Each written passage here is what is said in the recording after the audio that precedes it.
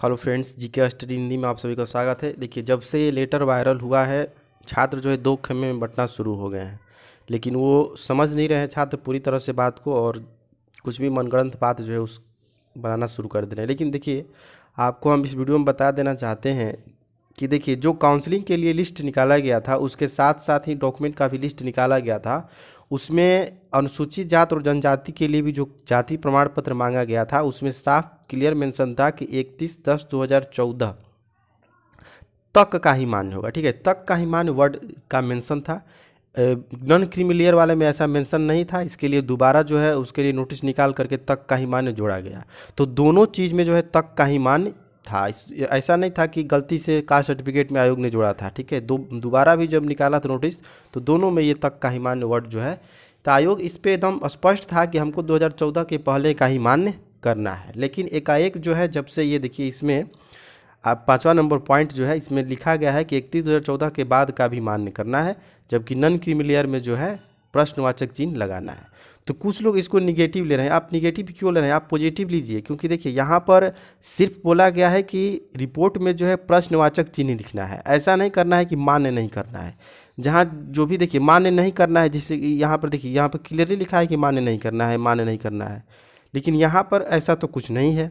ठीक है, अब जिनका कहेंगे कि जैसे कि लिंग में डॉलर का, जिनका लिंग में गलत हो गया उसका डॉलर का साइन लगाना है, तो उसको ऐसा नहीं कि हटा देना है।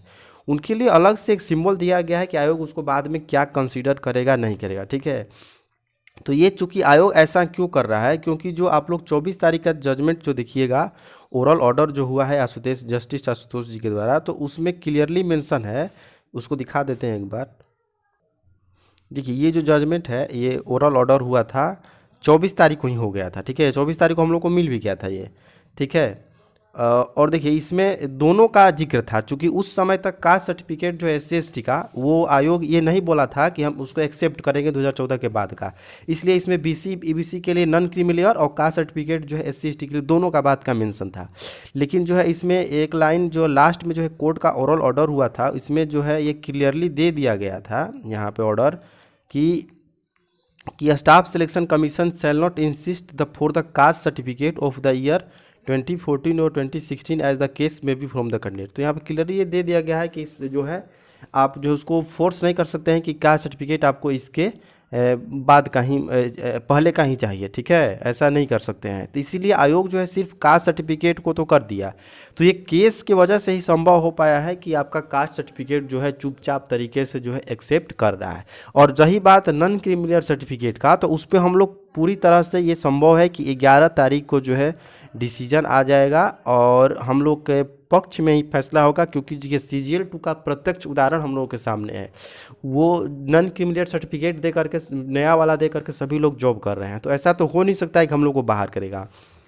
और इस नोटिस में भी जो अभी इसमें जो प्रश्नवाचक चिन्ह लगाने का जो बात है, तो उसमें भी ये कहीं नहीं कहा गया है कि आपको बाहर किया जाएगा। सिर्फ आप पर प्रश्नवाचक चिन्ह लगा करके ये लिखा जाएगा रिमार्क में कि हाँ आपका जो है नया दिए हैं। ऐसा नहीं कि आपको मान्य नहीं किया जाएगा। तो ये आयोग चूँकि यही कोर्ट का ऑर्डर का देख रहा है कि इसका फाइनल डिसीजन क्या होता है, और ये हम लोग के पक्ष में आएगा भी।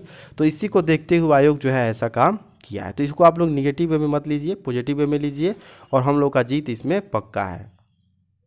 और देखिए, रही बात कुछ छात्र जो हैं वो जिनका काउंसलिंग में नाम है और वो BC MBC से हैं।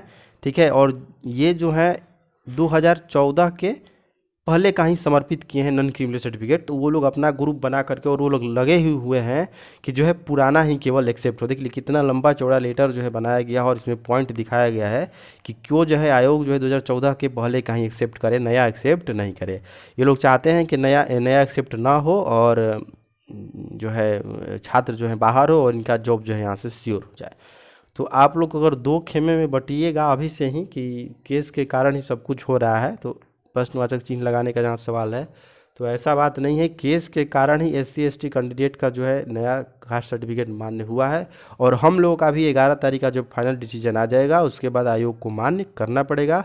आयोग किसी को बाहर नहीं कर रहा, चाहे वो नया NCL दिए हों, चाहे पुराना दिए हों, चाहे भारत सरकार का दिए हों। चूँकि भारत सरकार का भी देखिए वहाँ पे किसी किसी टेबल पे एक्सेप्ट नहीं हो रहा था, तो लोग कह रहे थे कि जो है मान्य नहीं होगा, और ऐसा अब जब एक्सेप्ट नहीं हो रहा है तो ले ही नहीं रहे हैं, तो वो एक्सेप्ट यानी नहीं हो रहा है तभी नहीं ले रहे थे।